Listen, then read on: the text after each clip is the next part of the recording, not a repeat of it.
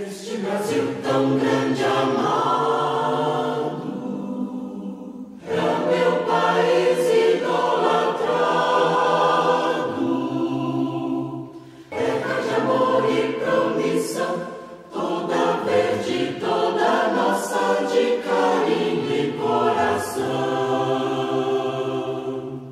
Na noite quente enluarada,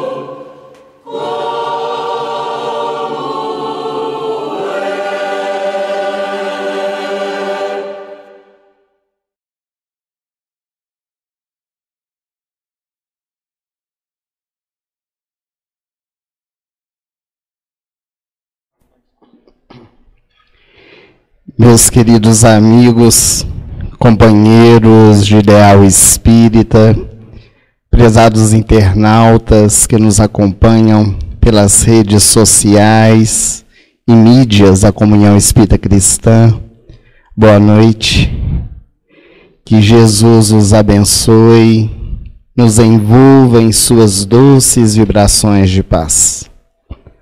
As nossas primeiras palavras são de gratidão pela oportunidade de estarmos por primeira vez na Comunhão Espírita Cristã e esperamos que seja a primeira de várias outras oportunidades nessa convivência fraternal de aprendizado em torno do Evangelho de Jesus.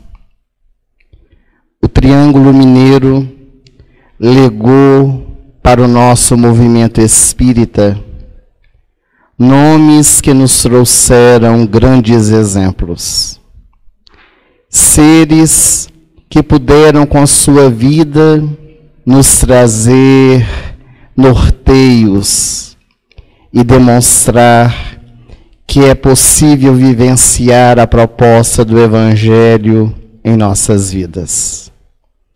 No dia 1º de novembro de 1939, em Ituiutaba, aqui nas Minas Gerais, uma família recebia na intimidade da sua casa um desses espíritos.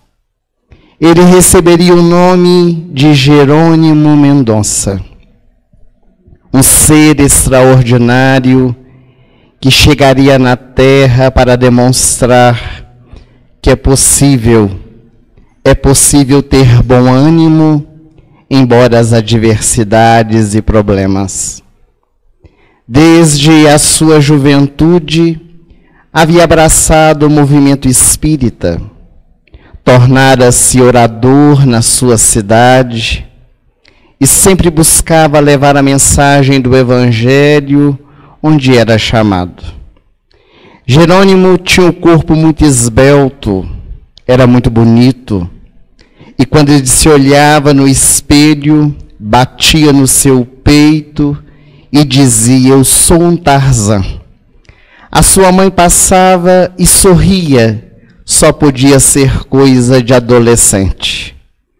Muitas vezes, andando pelas ruas de Tuiutaba, quando via a alfaiataria, onde estavam expostos os ternos de linho branco, o seu sonho era um dia ter um deles. Não tinha condições financeiras de comprar. Na época, era uma vestimenta muito cara. Somente os homens da sociedade vestiam um terno de linho branco. E o alfaiate, que conhecia Jerônimo e também a sua família, sabendo do seu desejo de possuir uma vestimenta como aquela, um dia o convidou para que ele pudesse ir à alfaiataria. E, tirando as medidas, fez para ele um terno de linho branco. E quando ele recebeu a peça, indo até a sua casa, envolvido pela alegria e felicidade, Jerônimo vestiu o terno, foi ao espelho e ele teve a certeza de que era realmente um Tarzan. Mas dizem os psicólogos e estudiosos do comportamento humano que uma roupa, ela não serve de nada quando está colocada dentro do nosso guarda-roupa. Aliás, nós compramos roupas para vesti-las, para mostrar aos outros. Porque quando nós vestimos uma roupa, sempre estamos envolvidos por algum tipo de objetivo. E Jerônimo ficou aguardando o dia que podia usar o terno de linho branco. E é claro que isso se deu em uma palestra espírita. Ele foi convidado a ir à zona rural da cidade para falar em uma casa espírita que estava sendo fundada. E Jerônimo Mendonça viu naquela oportunidade o dia de vestir a vestimenta nova. O que não sabia Jerônimo é que, para chegar ao local, o carro não chegava até a porta da instituição. Era necessário atravessar uma pinguela. Quem não sabe o que é uma pinguela, é uma tora de madeira sobre um pequeno riacho. E Jerônimo foi atravessar a pinguela, escorregou e caiu dentro do riacho. E nós podemos imaginar como ficou o terno de linho branco, todo sujo de lama. Mas ele estava atrasado, não tinha como retornar à cidade, e todo sujo de lama foi fazer a sua palestra e aprendeu uma das grandes lições da sua vida, que há lugares e lugares para se vestir um terno de linho branco. E a partir daquele dia, Jerônimo Mendonça começou a repensar sobre os seus conceitos de vida. Passado algumas semanas, na cidade de Tuiutaba, em diversas cidades do nosso país, foi lançado um longa-metragem, um filme que levou milhões de pessoas ao cinema, e O Vento Levou. Jerônimo Mendonça ficou entusiasmado para comprar o seu ingresso. Era a única exibição na cidade de Tuiutaba. E quando ele chegou ao cinema, os ingressos estavam esgotados. Mas o famoso jeitinho brasileiro, ele que conhecia o dono do cinema, disse: eu compro o ingresso para assistir de pé. Mal sabia ele que seriam 3 horas e meia assistindo longa-metragem. Ele ficou de pé no fundo do cinema. O filme o emocionou várias vezes, levou aos sorrisos em algumas outras. E quando terminou a exibição da película cinematográfica, todos se levantaram, aplaudiram, como era comum naqueles dias. E quando as pessoas começaram a sair do cinema, Jerônimo não conseguia se mover. Os seus pés estavam chumbados no chão. Precisou ser carregado para casa. A sua mãe, muito preocupada, chamou o médico local para poder examinar. E quando chegou, as pernas de Jerônimo estavam tão inchadas que a calça do terno de linho branco não saía. Então o médico pediu uma tesoura e cortou as pernas da calça. Lá se vai o terno de linho branco de Jerônimo Mendonça. O médico examinou e deu o terrível diagnóstico para a época: artrite reumatoide. Jerônimo não sabia do que se tratava. O que ele sabia é que a partir daquele dia, com 17 anos de idade, ele passaria a usar uma muleta, depois 2 muletas, depois passou a usar a cadeira de rodas e foi para uma cama recurvada, onde não movia nenhum membro do seu corpo, além dos olhos e da boca. Numa cama que foi desenhada para ele de ferro, ele ficava com as pernas e os braços abertos. E viajava o nosso país, levando a mensagem do Evangelho de Jesus. Com o microfone dependurado sobre a boca, ele emocionava todos aqueles que iam escutá-lo. Mas como se isso não bastasse, Jerônimo Mendonça teve um problema ocular e procurou o oftalmologista da cidade. E por imperícia médica, ficou cego de uma vista. A doença passou para outro olho. E amigos se cotizaram para que ele pudesse ir na capital mineira, em Belo Horizonte, com os melhores especialistas se tratar. E por imperícia médica, ficou cego da outra vista. Cego dos 2 olhos e tetraplégico. Jerônimo Mendonça viajava pelo país. Nós tivemos a oportunidade de conhecê-lo em nossa cidade, em Belo Horizonte, no grupo da Fraternidade Espírita Irmã Sheila, instituição que frequentamos. E a nós chamou bastante atenção quando aquele homem entrou no salão carregado por 8 homens que carregavam a cama de ferro. Ele foi colocado no palco, o microfone sobre a boca, e ele cantou o Evangelho. O que mais os impressionou é que na sua palestra ele dizia: pessoas vêm a mim para reclamar de unha encravada.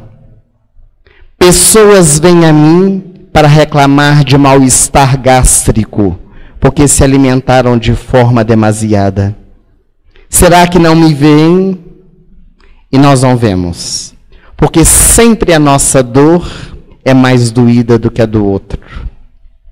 E o nosso movimento espírita é tão curioso, que Jerônimo Mendonça, viajando pelo país, na época muitas estradas não eram asfaltadas, eram estradas de terra. Ele numa Kombi, amarrado do lado de trás, a cama, para que a cama não se movimentasse. E às vezes, quando ele chegava numa cidade, os confrades espíritas chegavam para ele e diziam: coitadinho do Jerônimo, está cansado, não está? Viajou tão longe, deve estar muito cansado. E Jerônimo começou a absorver essas energias. E de repente, começou a minar sangue pelos poros.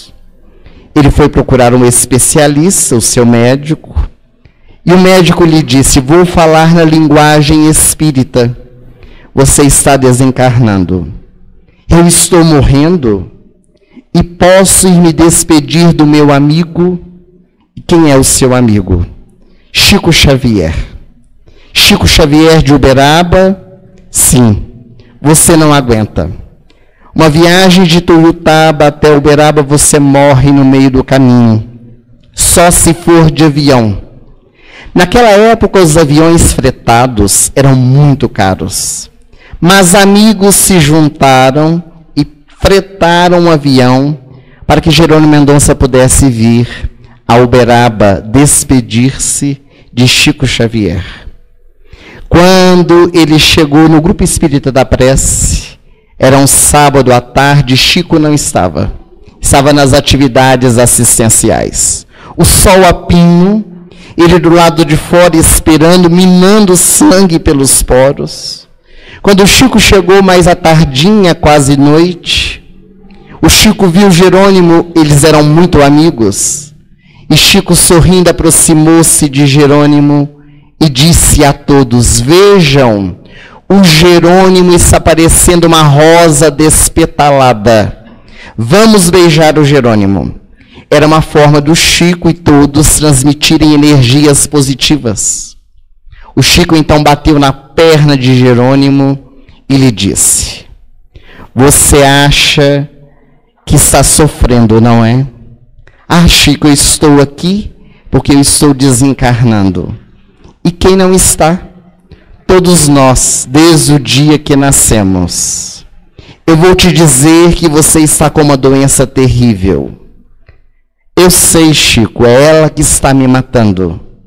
O Chico bateu na perna de Jerônimo e lhe disse: eu não estou me referindo a essa doença. Eu estou falando da síndrome que você está desenvolvendo. Outra enfermidade, Chico? Sim, e talvez a pior de todas. A síndrome do coitadinho. Você acha que é coitadinho? Existem pessoas que estão sofrendo mais do que você.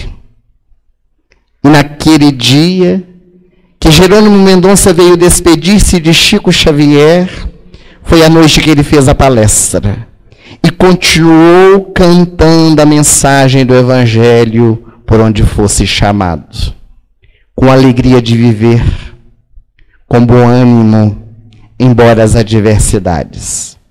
Com um bom humor que muitas vezes nos envolvia em sorrisos.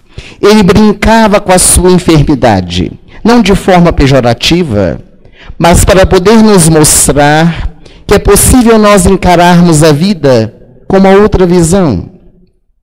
Ele disse em uma de suas palestras, que se encontra inclusive no YouTube, que um dos seus maiores sonhos era conhecer o rei da música, Roberto Carlos. E amigos pagaram para ele um show do Roberto Carlos em São Paulo, para que ele pudesse participar. Eu queria ter amigos como Jerônimo Mendonça, tudo que ele pedia, eles davam.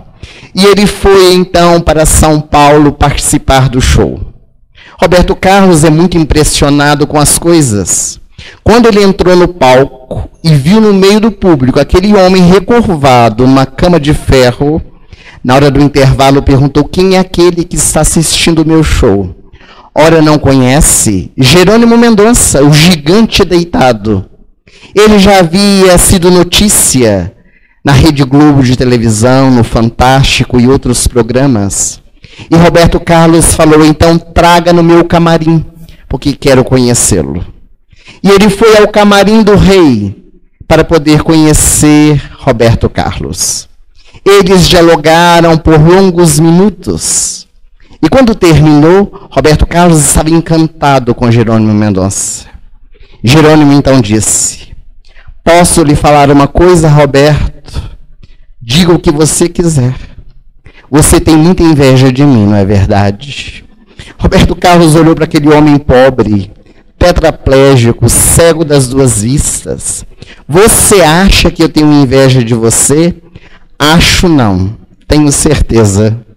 E por quê?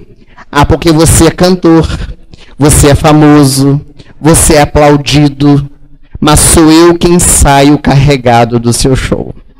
E era uma verdade. Para onde ia, precisava ser carregado por 8 homens. A alegria de viver. O bom ânimo, embora os problemas, as adversidades, as aflições. Esse homem, com 50 anos de idade, no dia 26 de novembro de 1989, ele regressa para o mundo espiritual. Não morreu, se libertou. Como uma libélula, uma borboleta que sai do seu casulo, ele alçou voos mais altos. Todos nós, indistintamente, todos nós que vivemos na terra, passamos por aflições. Temos dificuldades, temos problemas. Nós ainda vivemos um mundo de provas e expiações, onde é necessário passar pelas experiências como um mecanismo de aprendizado. Mas em pleno século XXI, nós estamos vivendo a era do desânimo. O desânimo apossou do nosso coração, que nos faz muitas vezes afastar, seja das pessoas, do trabalho remunerado, das atividades religiosas que abraçamos. Desmotivados, estamos todos nos afastando dos nossos compromissos, na nossa zona de conforto. E é muito importante que todos nós, na noite de hoje, sejam aqueles que estão aqui conosco presencialmente, os nossos internautas, façamos um questionamento, uma pergunta interior. O que nos traz bom ânimo? O que nos motiva a viver? O que nos motiva a realizar, ir em frente, lutar pelos ideais e objetivos? Serão as coisas materiais? Serão as conquistas que nós almejamos? Será um grande amor? Será a saúde? Será o recurso financeiro? Um trabalho bem remunerado? Um posicionamento dentro da sociedade? A casa própria? O carro do ano? O recurso tecnológico? O aplauso dos homens? O que nos traz bom ânimo?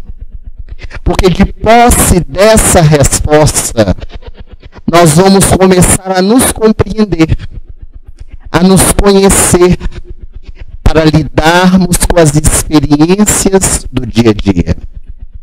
É muito comum no nosso cotidiano nós confundirmos duas palavras que parecem sinônimas, mas não são.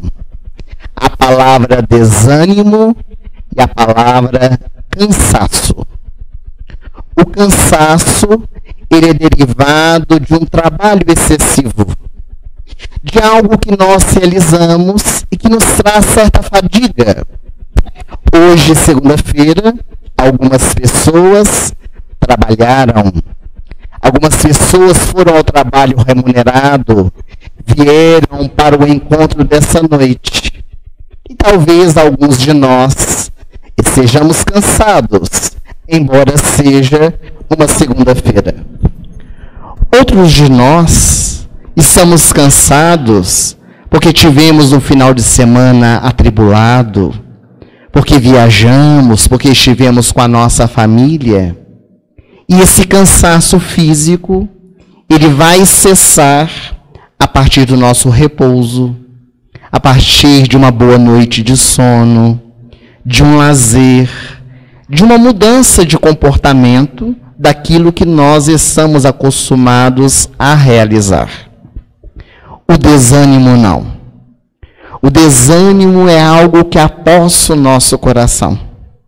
E nós podemos dormir 6, 8, 10 horas o dia inteiro e mesmo assim não estamos descansados, porque estamos desanimados, porque a vida não nos motiva, porque nós não encontramos razão de viver.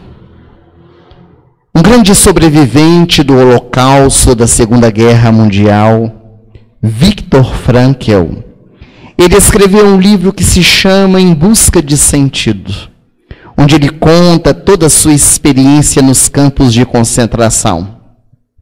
E ele vai dizer que na nossa vida, invariavelmente, nós sabemos o que queremos da vida. Mas bem poucos de nós sabemos o que a vida quer de nós. O que a vida espera que nós realizemos. E quando nós encontramos essa resposta, que é o sentido da nossa vida, que é a nossa missão a ser realizada aqui na Terra, nós então nos desdobramos. Nós envidamos esforços para cumprir aquilo que fomos convidados a realizar. A grande problemática é que todos nós esperamos ter grandes missões. Quantos de nós espíritas gostaríamos de ser como Chico Xavier? Mas será que nós estamos dispostos a pagar o preço que ele pagou? Porque para se tornar um homem como foi Chico Xavier, é necessário sacrifícios, renúncias, abnegação, disciplina, silêncio, trabalho no bem, esforço contínuo, transformação moral, renovação íntima.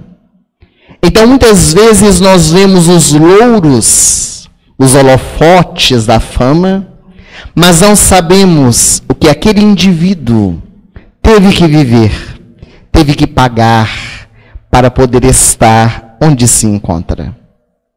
Então é preciso que nós trabalhemos na intimidade do nosso coração o desânimo que vai assomando o nosso ser. Porque conforme dissemos, problemas todos temos. Aqueles que não temos problemas, somos problemas para os outros. Precisamos avaliar, porque é natural que eles surjam como um mecanismo de aprendizado. Um grande sábio da antiguidade já nos havia ensinado: conhece-te a ti mesmo. Narram os atenienses que na época de Sócrates, o povo grego tinha o hábito de ir ao templo de Delfos para consultar as pitonisas.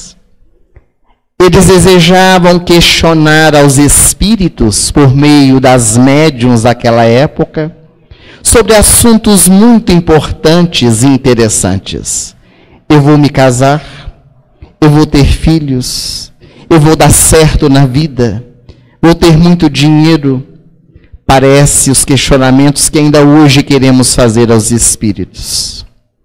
E um dia, uma das pitonisas, orientada pelo oráculo, solicitou para que ela pudesse esculpir na entrada do templo de Delfos uma frase, para que todos que entrassem pudessem ler. E foi esculpida: Genot se auton. Conhece-te a ti mesmo.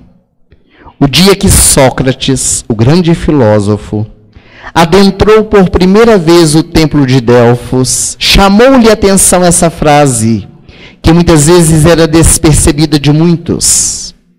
E ele então resolveu divulgá-la, vulgarizar essa frase, para que todos pudessem, então, ter conhecimento. E foi a partir daí que a frase conhece-te a ti mesmo começou a ser atribuída a Sócrates, mas, na verdade, um pensamento do oráculo de Delfos. O fato é que, a partir deste convite que Allan Kardec, o nosso codificador, orientado pelo Espírito de Verdade, nos trouxe na questão 919, onde Santo Agostinho, um dos pais da Igreja Católica, um dos grandes divulgadores do movimento espírita, ele comenta, nos dando um roteiro, nos ensinando de forma tão didática esse processo do autodescobrimento, dessa viagem para dentro de nós mesmos. Fazei como eu fazia. Todas as noites antes de me deitar, analisava a minha vida. As coisas positivas eu reafirmava dentro de mim. As coisas negativas vinha transformar no dia seguinte. E foi assim que Agostinho de Hipona iluminou-se. Teve a coragem de escrever a sua autobiografia no livro que ficou conhecido mundialmente, o livro Confissões, onde ele fala das suas dificuldades interiores, mas também da sua transformação moral, a partir do encontro consigo mesmo e especialmente com o Evangelho de Jesus. Na música popular brasileira do nosso país, Rogério Flauzinho, do J Quest, teve ocasião de escrever uma música que fala da realidade dos dias atuais. Uma música que ficou bastante conhecida, Dias Melhores. Em uma das frases, uma das estrofes dessa canção, ele vai dizendo o seguinte: vivemos esperando dias melhores, dias de paz, dias a mais, dias que não deixaremos para trás. Essa frase colocada na canção, ela nos leva a uma profunda reflexão. Vivemos esperando. Nós somos uma sociedade em que nós ficamos esperando que as coisas aconteçam. Ao invés de lutarmos, de trabalharmos por alcançar, nós ficamos de braços cruzados, esperando o milagre da vida. Porque desde que o homem adquiriu a racionalidade, desenvolveu o intelecto, nós temos transferido as nossas responsabilidades para os outros. Temos deixado de cumprir com as nossas tarefas, com aquilo que nos cabe realizar, transferindo para Deus, transferindo para os espíritos, para a nossa família, para a instituição religiosa que nós frequentamos, a bênção que nós queremos receber. De nada adiantará, se estivermos desempregados, buscarmos a oração, buscar ter fé em Deus, se nós não distribuirmos currículos, se nós não comunicarmos aos nossos amigos que estamos desempregados e queremos uma recolocação profissional, se nós não comprarmos os jornais para ver o anúncio de emprego, ir à empresa para fazer uma entrevista, o emprego certamente não baterá à nossa porta. De nada adiantará nós buscarmos o recurso da oração, termos fé em Deus, acreditarmos em dias melhores, quando por acaso sejamos envolvidos em um vício, em uma imperfeição, desejosos de deixar de lado aquilo que nós nos habituamos a realizar, se nós não buscarmos o auxílio terapêutico, o auxílio medicamentoso, a depender da viciação que nós possuímos.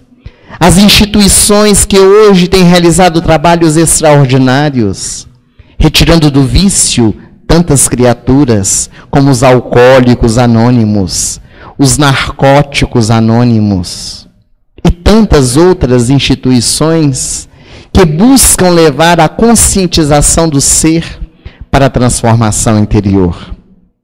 De nada adianta nós orarmos pedindo que Deus nos ilumine, que envolva o nosso lar que se encontra em aflição, em tormentas, em desavenças por tantos e outros motivos, se nós não fazemos a nossa mudança, se nós não cultivamos dentro do nosso lar o silêncio na hora certa, a verbalização na hora exata, tendo uma boa convivência, respeitando as diferenças, buscando criar a harmonia ao nosso entorno, é imprescindível que nós façamos a nossa parte.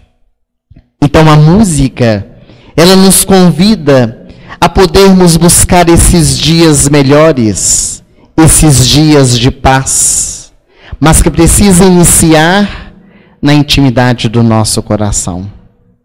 Muitas vezes o desânimo chega à nossa vida porque nós queremos mudar por fora aquilo que ainda não mudamos por dentro. Nós queremos viver numa sociedade menos corrupta.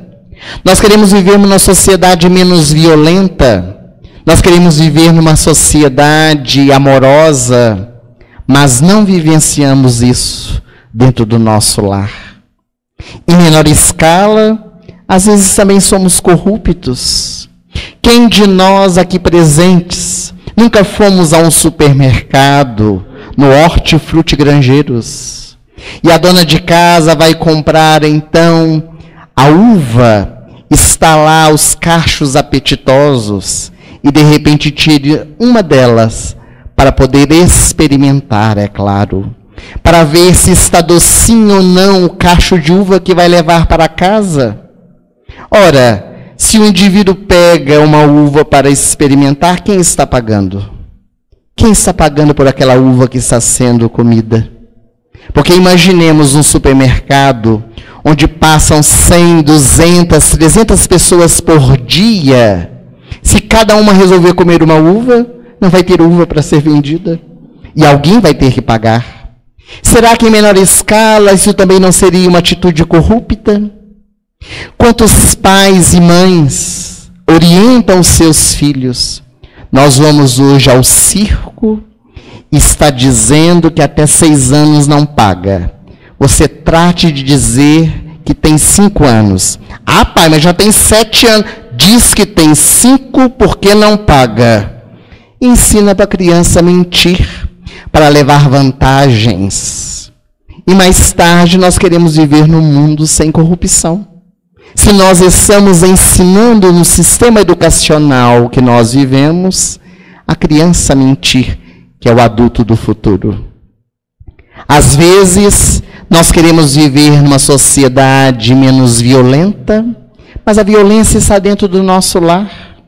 Não na violência física, mas a violência verbal, ferindo, machucando os nossos entes queridos com a nossa palavra impensada, que às vezes dói muito mais do que a violência física. Então só se pode mudar por fora aquilo que se modificou por dentro. E quando nós entendemos isto, quando nós trabalhamos por alterar o nosso comportamento, automaticamente nós contagiamos aqueles que estão ao nosso derredor. Mohandas Karachandji, ele dizia que uma pessoa de paz traz paz para sua casa. Uma casa de paz traz paz para o seu bairro. Um bairro de paz traz paz para a sua cidade. E assim sucessivamente. Não há como nós iniciarmos um trabalho no macro se o micro ainda não foi alterado. Paulo de Tarso dizia isso, quando nos falou que só pode ser fiel no muito aquele que sabe ser fiel no pouco. Pela mediunidade extraordinária de Chico Xavier, o espírito André Luiz, no livro Coragem, teve ocasião de escrever uma mensagem intitulada Decálogo do Bom Ânimo, onde ele nos traz 10 mandamentos, 10 situações corriqueiras à nossa vida, para nós podermos exercitar o bom ânimo dentro do nosso coração. Queríamos convidar a todos os presentes e também aos nossos internautas para que possam buscar a leitura do texto, porque vale a pena. Mas gostaríamos de pincelar alguns desses itens que nos traz o benfeitor espiritual. Curiosamente, nós temos aqui sobre a mesa impresso o decálogo do bom ânimo. Mas logo no primeiro item, ele pergunta, porque ele faz o questionamento para nós buscarmos respostas. Dificuldades, não perca tempo lamuriando, trabalhe. De que adianta nós nos assentarmos no nosso sofá, deitarmos a nossa cama para prantear a dificuldade? Ela com certeza não vai passar. Reclamar, chorar, lamentar, revoltar-se, ao invés de resolver a dificuldade, complicará ainda mais. Porque tem o adendo da revolta, que faz a dor ficar mais doída. Então, o benfeitor espiritual, ele nos convida para que possamos trabalhar. O trabalho nos revigora. O trabalho, ele nos faz motivar para a vida, nos dá uma razão. E não estamos falando apenas do trabalho remunerado, que é essencial à nossa vida, pois afinal de contas nós vivemos num mundo onde o dinheiro é importante, paga-se para viver, para nascer, para morrer, como também diz uma outra canção, mas o trabalho voluntário, o trabalho de doação de si mesmo, como nos gera bem-estar. Colocar-se na posição do outro, sentir a dor do outro, perceber que a nossa dor não é a dor mais doída. Mas a sua típica maneira de trabalhar, o Espírito André Luiz vai nos trazendo situações corriqueiras que todos nós vivenciamos. E se ele inicia a mensagem com dificuldades, ele termina com os fracassos. E ele pergunta: fracassos? Não acredite em derrotas. Lembre-se que pela bênção de Deus, você está agora em seu melhor tempo. O tempo de hoje, no qual você pode sorrir e recomeçar, renovar e servir em meio de recursos imensos. O fracasso, meus amigos, é uma escolha. O insucesso, todos nós temos. Todos nós, quando tentamos fazer algo, às vezes temos o insucesso de não conseguir alcançar o nosso objetivo. Isso é muito natural na nossa jornada. Ora tentamos, ora conseguimos, ora não. O fracasso é quando nós desistimos, é quando nós estagnamos, quando não desejamos seguir em frente e somos tomados por esse desânimo. Então, no decálogo do bom ânimo, o benfeitor André Luiz, ele vai nos dizer que é necessário nós fazermos a nossa parte, como nos ensinou Jesus. Faça da sua parte, que o céu te ajudará. Somos convidados a todo instante da nossa vida, superar a nós mesmos, ir em frente, cair, mas levantar-se. É preciso estar de pé, porque só se levanta aquele que um dia caiu. Aquele que disser que nunca caiu, na verdade nunca se levantou. Estava sempre arrastando pelo chão. Porque para cair é preciso caminhar. A criança, quando aprende a engatinhar e levanta-se, ela sempre cai, até manter-se ereta e dar os passos em frente. Assim somos nós, crianças espirituais, que na nossa jornada, ora caímos, ora nos levantamos, estamos aprendendo a nos manter de pé. No mês de março de 2020, houve na nossa sociedade um movimento que nos tocou o coração. O mundo parou diante da televisão para assistir uma cena que chocou especialmente os nossos irmãos católicos. Quando na Praça de São Pedro estava diante do Vaticano o Papa Francisco.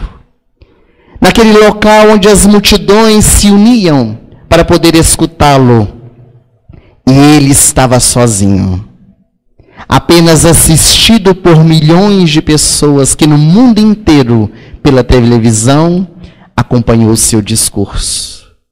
Nós estávamos vivenciando a pandemia do Covid-19, e no seu sermão ele traz uma mensagem de bom ânimo, recordando-nos de uma passagem do Evangelho que gostaríamos de finalizar a noite de hoje. Lembrou-se daquela experiência de Jesus com seus apóstolos no mar da Galileia. Era tardezinha, quase noite, quando Jesus entrou no barco de Simão Pedro, acompanhado de seus apóstolos. O barquinho deslizava por aquelas águas calmas, quando o mestre, recostado dentro do pequeno barco, dormiu um sono profundo. É muito comum no mar da Galileia, ainda nos dias atuais, muitas vezes ele ficar marevolto, porque o mar é envolvido por colinas, e isso afunila o vento, fazendo com que muitas vezes o mar se movimente de forma tempestuosa. E parecia que o barco ia sossobrar. O barco estava se movimentando de tal forma que os apóstolos, mesmo aqueles que eram pescadores, tiveram medo. E Jesus estava dormindo tranquilamente, até que não suportaram e acordaram Jesus. Então o mestre, de forma muito harmônica, ele levanta-se, distende a sua mão, acalma a tempestade e diz aos seus seguidores: homens de pouca fé. Jesus é o governador do nosso planeta. Ele é o grande timoneiro dessa nau que é o nosso planeta terrestre. O nosso planeta não vai sossobrar, muito embora pareça que sim.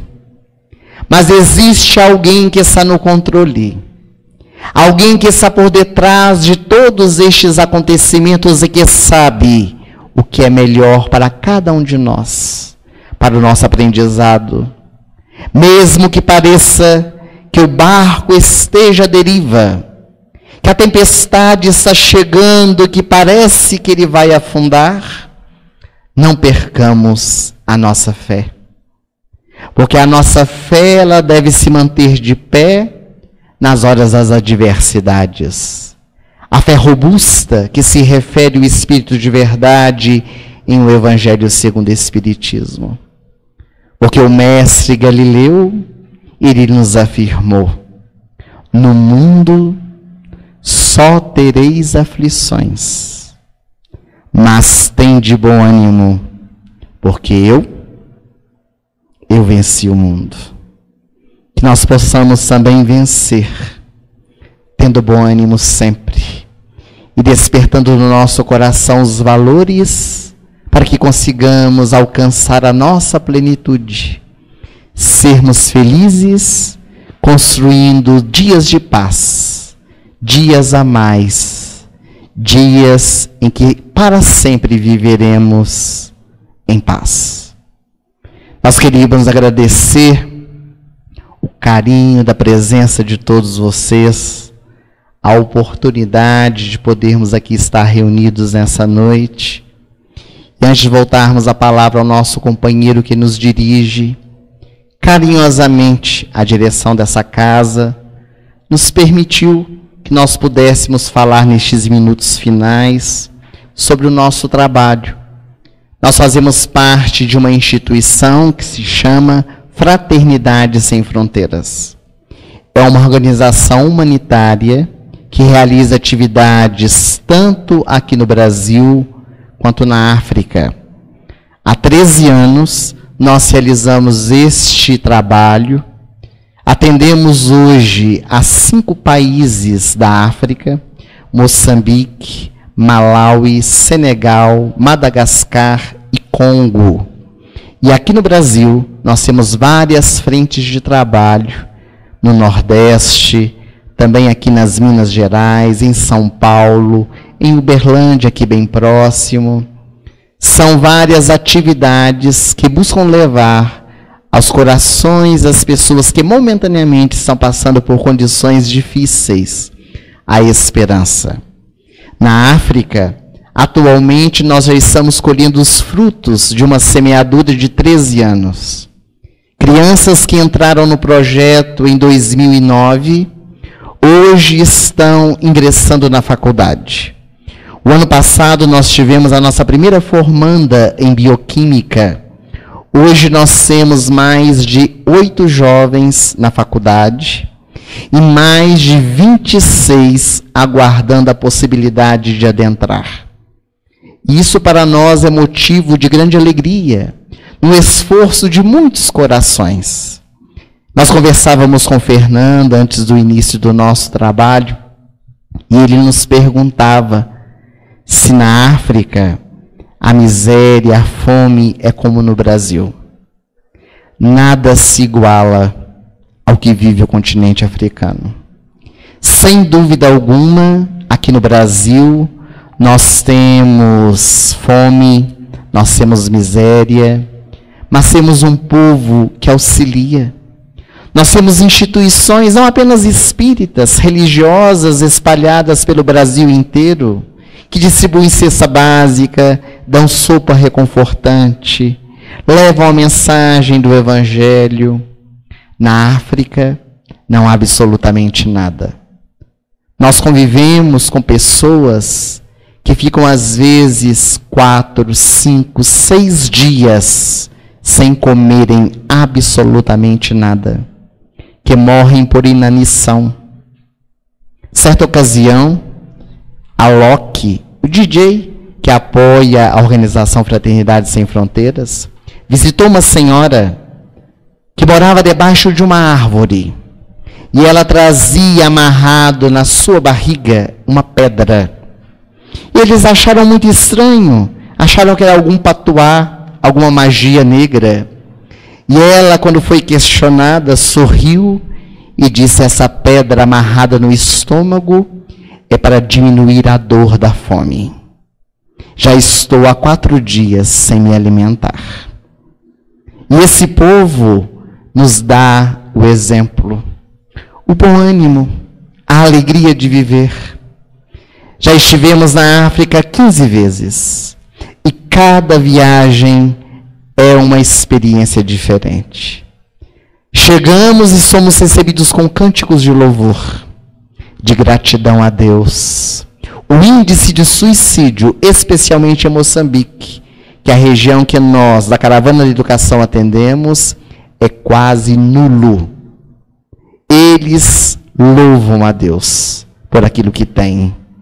E isso nos fortifica e nos dá bom ânimo para poder perceber que é possível contornarmos as experiências difíceis e valorizar aquilo que temos. Há várias formas de ajudar a Fraternidade Sem Fronteiras, apadrinhando, divulgando para que outras pessoas possam conhecer, basta entrar no site. Mas nós temos diversos livros publicados, conforme foi anunciado. Atualmente nós temos 32 livros publicados, entre obras para adultos e para crianças.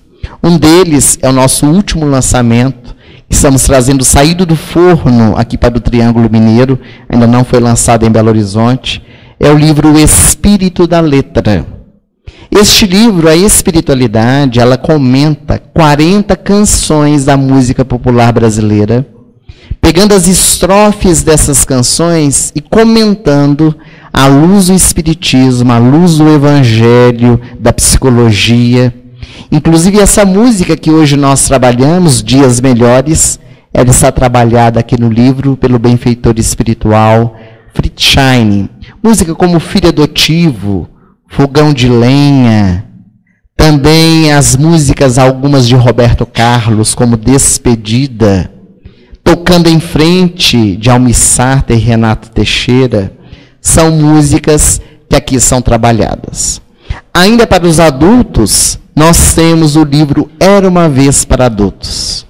A espiritualidade trabalha 30 contos infantis, e embora sejam histórias para criança, mas é uma analogia psicológica e também espírita dos contos, como Bela Adormecida, Os Três Porquinhos, Branca de Neve e tantas outras, onde a espiritualidade faz esse link, mostrando que nas histórias da antiguidade, a mensagem divina já estava presente para todos nós. Para as crianças, nós temos várias opções, mas o último lançamento é Qual é o Seu Talento?, onde a espiritualidade trabalha a parábola dos talentos, que é uma parábola tão conhecida de Jesus, numa linguagem infantil, para poder atender ao coração da nossa família, seja para a realização do culto no lar, seja na tarefa da evangelização infantil dentro da nossa casa espírita. Além disso, nós temos também os pendrives, alguns com palestras nossas. Cada sacolinha com uma cor diferente, são temas diferentes. Esse, por exemplo, amarronzado, é Pelos Caminhos de Jesus. São mais de 14 palestras nossas, aproximadamente 15 horas de gravação, onde em cada uma das palestras nós fazemos o caminho que Jesus percorreu. Em cada cidade, Jesus em Belém, Jesus em Cafarnaum, Jesus em Nazaré, e nós vamos estudando as passagens evangélicas que ocorreram naquelas cidades. Esse pendrive que não tem sacolinha, é um pendrive que tem as 40 canções do livro O Espírito da Letra. Então a pessoa pode escutar a canção e depois ler o capítulo.